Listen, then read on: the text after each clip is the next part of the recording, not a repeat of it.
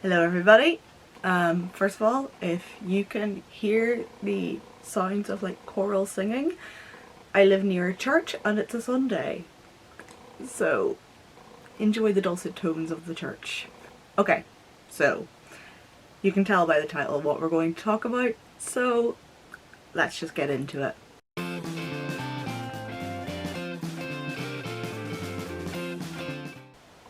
Before we get into this, I want to preface this by saying I am not a medical professional. I'm just speaking as someone with personal life experience. As the title suggests, I will be discussing my personal experiences with mental health and type 1 diabetes. So if that's something that may trigger you or you feel uncomfortable watching, it's okay to turn off and not watch this one. I won't be mad. Do what you need to do to look after yourself. I am a huge advocate for looking after your mental health, especially with diabetes, because diabetics make around 180 extra decisions on average compared to a non-diabetic. And that's a lot of thoughts that you have to make. And quite frankly, that's exhausting. However, I struggle to talk about my own mental health because I have spent years bottling it up and pretending it doesn't exist. While I might not share absolutely everything in regards to my own experiences with mental health, I'm going to share what I'm mostly comfortable sharing, because this week is Mental Health Awareness Week and I'm kind of finally in a place where I feel more comfortable talking about it. Maybe not entirely, but more comfortable to share certain things. I was diagnosed in 2009 at 11 years old. I was just starting secondary school and I suddenly found myself in A&E with an unreadable blood sugar and a doctor telling me that I should have been in a coma, but he's very confused as to why I wasn't. Later on it was discovered that it was because my brain was so hyperactive it stopped me going into a coma, so thank you to my neurodivergencies for that one. My world had suddenly changed. My life was never going to be the same. But I was a practical kid and I wasn't going to complain. I was just going to get on with it. Nurses remarked on how positive I was because I said it was just like tripping over a rock. I wasn't going to stay on the ground, I was going to get up and get on with it and not feel sorry for myself. I started doing my own insulin injections and blood checks on day 2 because after spending the first night getting constantly poked and prodded and blood checked every single hour, I was not letting anyone come near me with a needle. It just wasn't going to happen. But I was fine. I could cope. I was in control now. I was in charge of my own diabetes at 11 years old. For the first few months I struggled because, try as I might, I couldn't control my blood sugars. I was on 2 injections a day because when I was diagnosed that was the treatment option, and because I was so positive about everything, everyone assumed that I was fine, and for the most part I was. I admit, in those first months I lied about my blood sugars constantly. I felt like I needed to be perfect, and when I wasn't, it was unacceptable to me. So if my blood sugar read over 10, I would simply remove the 1 to bring it back into range. A blood sugar of 18? Nope, it was 8. I was fine. People thought I was coping incredibly well. But you can't lie to your HbA1c. It can and it will call you out at your clinic appointment, and that's what happened with me. I was ashamed. People had found out I wasn't coping well. And my DSN at the time sat me down and said, at the end of the day, you're the only one that is being impacted by this. Lying about your blood sugars does not help you, because he could go home and not have to think about me. And I had to figure out a better way of coping than lying about my blood sugars. While I felt ashamed, that was the wake-up call I needed, and things did get better. I'm not going to do a year by year breakdown of my blood sugars and my mental health because, Jesus Christ, it's been 14 years. It's a lot of years and they all kind of blur into each other after a while. But needless to say, I was coping. I mean, I did have to miss the first year Paris trip that the entire first year class got to go on and make memories and bond and visit a new country.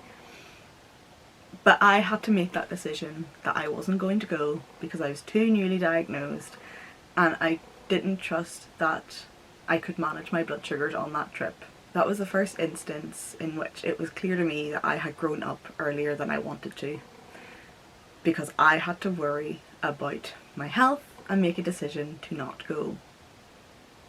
I fully believe though that if I had said I still wanted to go, my mum and my DSN would have somehow talked me round into like not going.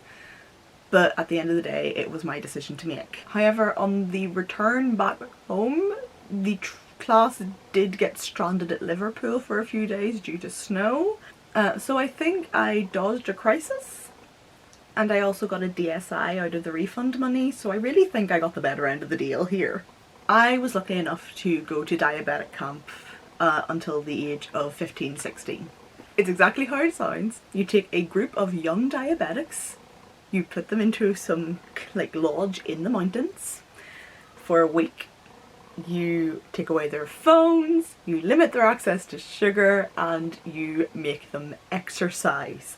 And then on the final day, you let them loose on the unsuspecting public of Newcastle, County Down. It was chaotic, and it was the first instance of peer support that I had. I loved every minute of it. We got to talk to healthcare professionals about things that were worrying us. We were in a group of, like, in a large group of other diabetics our age that we could talk to about how we were finding it, and got to know some people that just got it. I loved every second of it and was sad when I aged out of being able to go. Those diabetic camps, I think, are a main part of the reason that I am so confident talking about my diabetes and kind of injecting in public and just accepting it as part of my life, because for at least 1 week every summer, it was completely normal. Throughout the years, I was mostly fine. Looking back, I did go through occasional bouts of burnout, and I won't get any deeper, but at around 16 I completely hated everything to do with diabetes and myself and was not in a good place, but how could I complain? I was lucky to be diabetic in the time that I am, because technology was improving. I no longer had to be on 2 injections a day to control. I was on multiple daily injections. Diabetes is easier treated now. And aside from a brief couple of years of having to self-fund the Freestyle Libre sensors, I didn't have to pay for my prescriptions. I didn't have to worry about affording my supplies. I was lucky. After 7 years of waiting, I was put on an insulin pump, and 4 years later I came off it because it caused me to be severely burnt out, and I am now still on multiple daily injections after that decision. But again, I was lucky. After all, people had told me it could be worse. They said, and I quote, "It could be worse. It could be cancer." And I would have to nod and swallow down my instinctive response to that statement. In the final year of my undergrad, one of my modules was drama, health and social care. In this module, we would become simulated patients for those training to enter the healthcare system, to be doctors, social workers, psychiatrists, etc. We would be given scenarios and we would act them out as the drama students, so that the doctors would have a chance to practice on a patient without it actually being a patient, and we were good at what we did. One of my scenarios near the end was for a doctor training. It was in a hospital, and the character was a 14-year-old diabetic girl who was in with ketoacidosis and, trigger warning, in with suicidal ideation. I thought this would be an easy go. I was diabetic. I could relate on some level to how she was feeling. This would be easy. I could finally bring up all the negative emotions I had had about my condition, and I could just let them all out and I could go back to being fine. I could release everything and not feel guilt about it because I was acting. I mean, I'd feel guilt about yelling at the poor wee trainee doctor, but I'm sorry, I had multiple years of bottling up my emotions at that point and I needed to let them out. I went into that session ready for anger because I thought I was angry at my condition and I'd never allowed myself to acknowledge it. It comes to my turn. I open my mouth to start the scenario, I get ready to yell, and instead I just cry. I cried and I couldn't stop crying. And yet people thought I was really good at acting. Because I'm fine. For the next couple of days after that scenario, I was in a funk.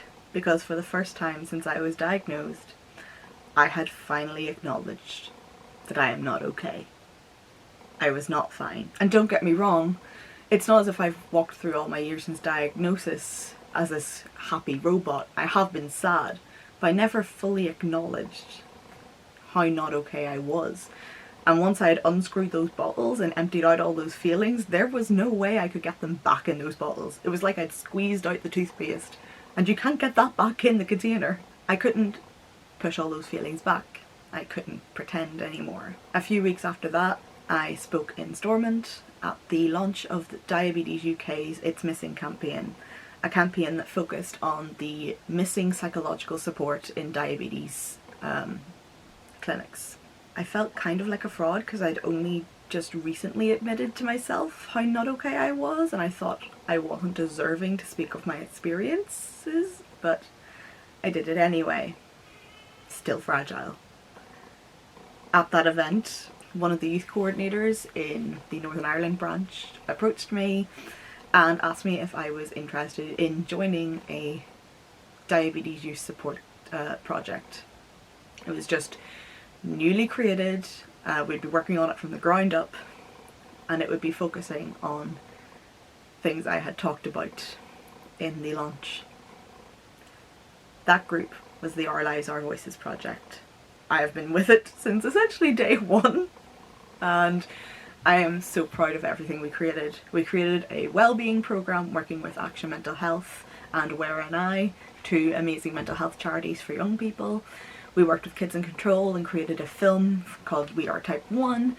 We had healthcare professionals talk to us for fireside chats, and people we admired, like people do, like being able to travel abroad, or like athletes, to talk to us in what we call fireside chats.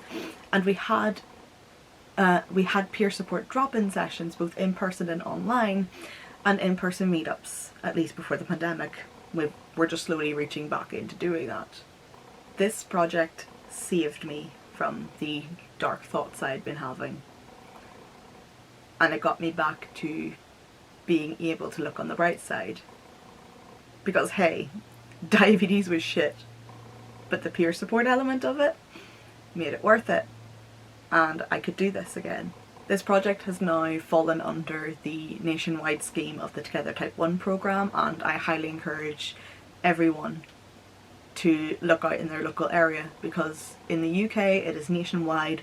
There is one somewhere for you, and I may be a bit biased, but I think it's the best thing ever.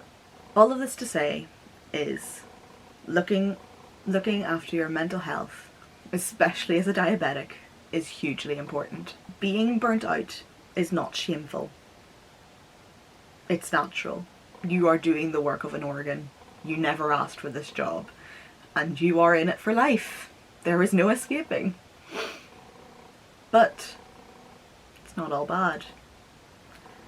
Maybe I'm deluded, but looking on the positive side has got me far in life.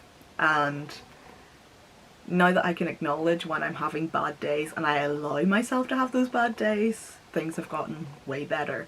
I'm not saying I'm instantly fixed and I don't have any bad mental health days, but they are fewer and far between, and I'm now more likely to acknowledge when I'm having those days. Asking for help is also not shameful, whether that's from parents or just your peers, or whether that's professional help.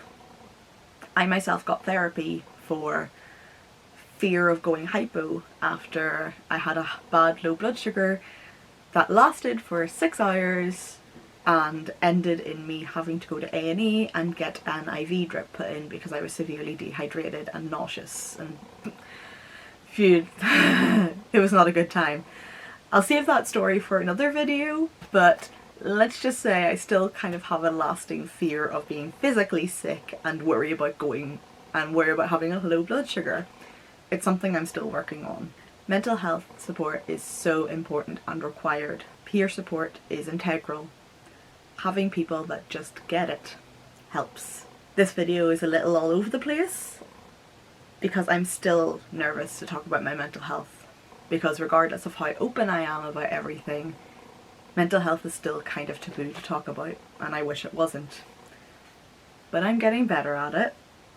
Maybe I'll never share the full extent of my mental health journey, but I can share bits and pieces that I'm comfortable with and hope that you get some use out of them. Thank you so much for watching. I will put some resources in the box below.